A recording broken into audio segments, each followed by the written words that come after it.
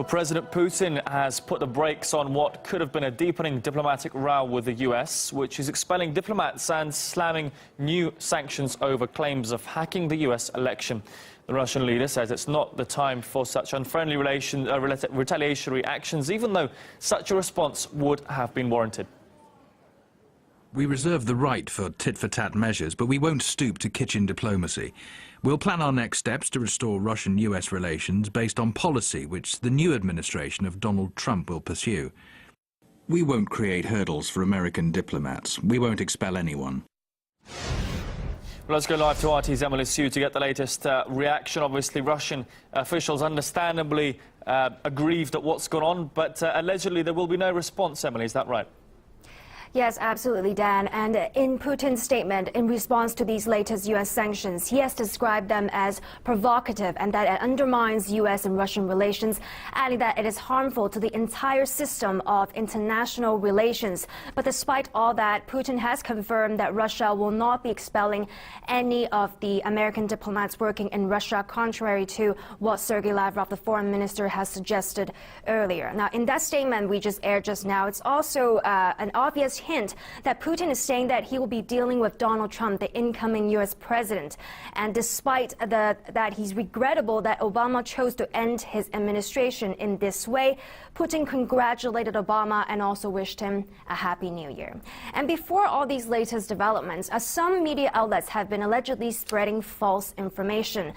Before the Russian government specified on any of the possible measures they will be implementing to counter these sanctions, CNN has cited an unnamed American official saying that Moscow has already closed down an Anglo-American school for kids of diplomats working here in Russia. Take a listen to their report.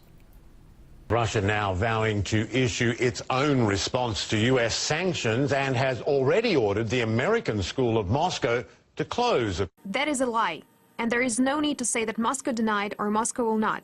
Just say it how it is. CNN and other Western media outlets basing their reporting on official U.S. government sources have spread false information.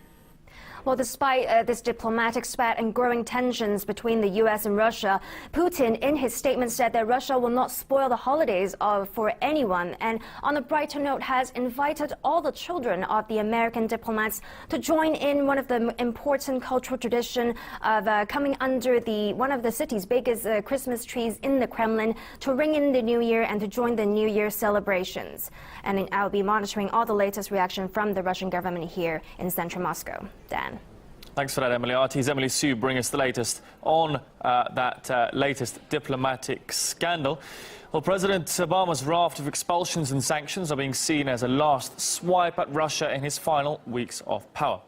Well, let's take a look at what's actually happened. The 35 Russian diplomats and also their families have been given 72 hours to leave the United States. Alleged harassment of American staff overseas was cited as the reason for that decision. It's one of the largest expulsions of diplomats from the United States. Also, 2 Russian compounds allegedly used for intelligence purposes in New York and Maryland are also being shut down. Now, the sanctions also target Russia's 2 main intelligence agencies. Let's take a look. 4 top intelligence officials have been blacklisted by the United States. On top of all that, there are measures against 3 companies that supposedly supported Russian cyber operations against the Democratic Party.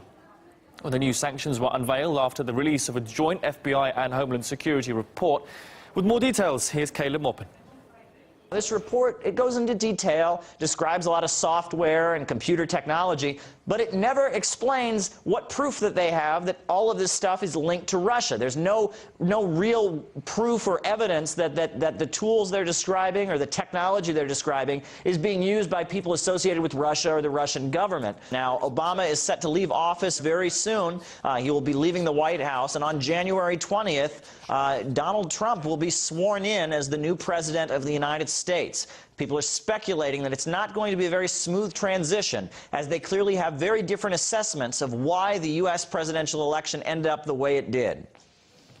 However, the joint report put together by the Department of National Security and the FBI contains a disclaimer. It says the information in the document cannot be confirmed and is only for informational purposes. The commentators we spoke to say the report uses technical terms to mask the fact that it lacks evidence. There are so many qualifiers in this report. There is even a disclaimer at the beginning of the report saying, this may or may not be true. They certainly didn't go no further in establishing how these two hacking groups, if they were indeed responsible for the hacks, how they were tied to the Russian government whatsoever. They simply cited some private security companies that have made these claims. Well, I'm sorry, we spend $80 billion a year on U.S. intelligence capabilities. Certainly they can do better than this. We've all been through the Just Trust Us on WMDs in Iraq, and frankly, most Americans, I don't think, are ready to believe Just Trust Us again. They're just covering their backs, aren't they? They know it's a bunch of rubbish. I mean, the fact that they're not actually standing by, they're not warranting the report they put out today, the Department of Homeland Security, rather points to the fact that it is pure propaganda, and they know it. There's a lot of information in there about, the technological spec, that sort of thing. They're trying to blind people with science, but there's no real evidence. Well, the lack of specifics in the report has spurned a fair bit of online mockery. This prominent cybersecurity expert tweeted the list of valuable information from the report. Well, despite having pretty slim evidence to go on, reports of supposed Russian hacking have been circulating in the Western media now for several months.